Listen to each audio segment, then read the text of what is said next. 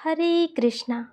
कल्पना कीजिए कि अंधकार से भरी भोर धीरे धीरे उजाले में बदल रही हो। शंखों की ध्वनि गूंज रही हो। घंटियों की आवाज़ जैसे भक्तों के हृदय को छू रही हो। और तभी मंदिर के कपाट खुलते हैं। ना कोई तामझाम, ना कोई भव्यता, बस एक सादगी से भरा वो क्षण जब लगता है मानो भगवान खुद कह रहे हो, चलो मेरे बच्चों, अब मैं स्वयं तुमसे मिलने आ गया हूँ। ना रथ पर बैठे हैं, ना सिंहासन पर विराजमान है, बस स्नेह से भरी आँखों और ममता से भरे मन से, जैसे एक पिता अपने बच्चों की पुकार सुनकर मंदिर से बाहर निकल कर आया हो।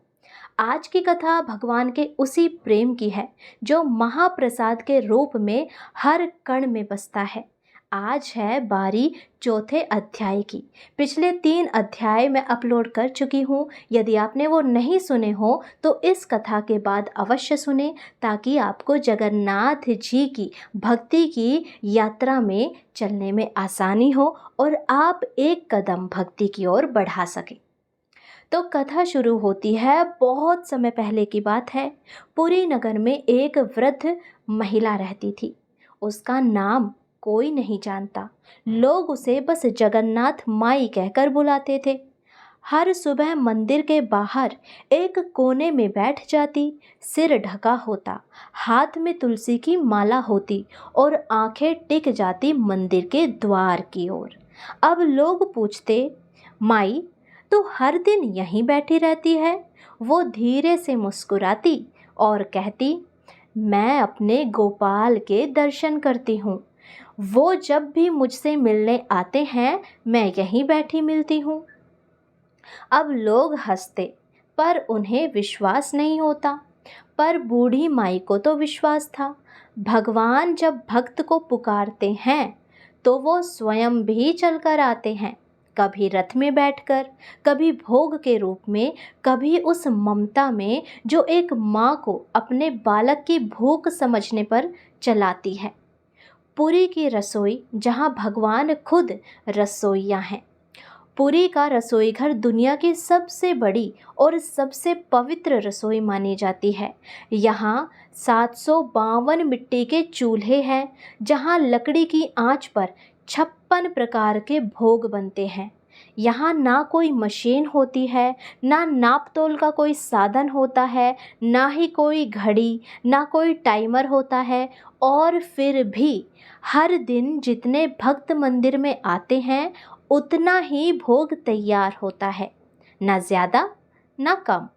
कभी 10,000 आए तो उतना ही बनता है, और कभी 1 लाख आए तो उतना भी होता है। कोई पूछे ये कैसे संभव है, तो उत्तर एक ही होता है, यह रसोई नहीं, ये भगवान की कृपा का स्थान है। यहाँ प्रेम पकता है, श्रद्धा से परोसा जाता है और आशीर्वाद बनकर उतरता है। आपने कभी सोचा है, अगर 7-8 मिट्टी के बर्तन एक दूसरे के ऊपर रखे जाएं और नीचे आग लगा दी जाए, तो सबसे पहले कौन सा बर्तन पकेगा? सामान्यतः तो नीचे वाला ही पकना चाहिए, क्योंकि आग तो नीचे ही लग रही है।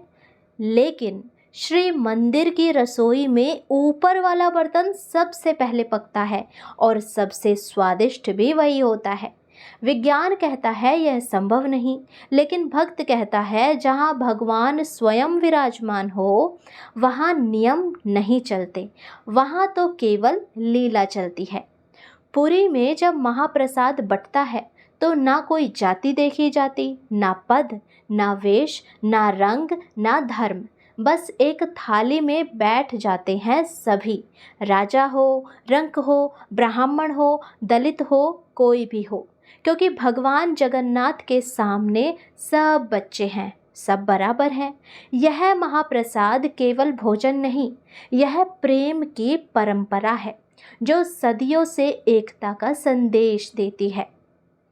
अंत में वो प्रसाद कभी बासी भी नहीं होता। एक सामान्य भोजन अगले दिन सड़ जाता है, गंध कर सकता है, स्वाद बिगड़ जाता है, पर महाप्रसाद ना गंध करता, ना स्वाद बदलता, ना ही उसकी ऊर्जा घटती है। क्यों? क्योंकि वह भोजन नहीं, ईश्वर का स्पर्श है, उनका आशीर्वाद है। हर दाने में आशीर्वाद है, हर कण में कृपा है और हर स्वाद में भगवान का प्रेम है। तो भक्तों, महाप्रसाद वो सेतु है जो भक्त को भगवान से जोड़ता है, भूखे को नहीं, भक्ति को शांत करता है।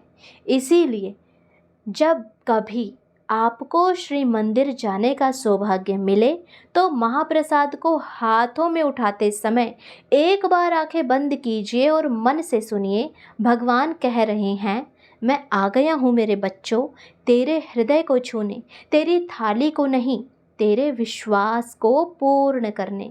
जय श्री जगन्नाथ। यदि कथा अच्छी लगी हो तो चैनल को सब्सक्राइब और वीडियो को लाइक कीजिए और जुड़ जाइए हमारे साथ, क्योंकि अभी तो बहुत सारे रहस्य बाकी है। अभी तो जगन्नाथ जी की कथाएं बाकी है। हरे कृष्णा।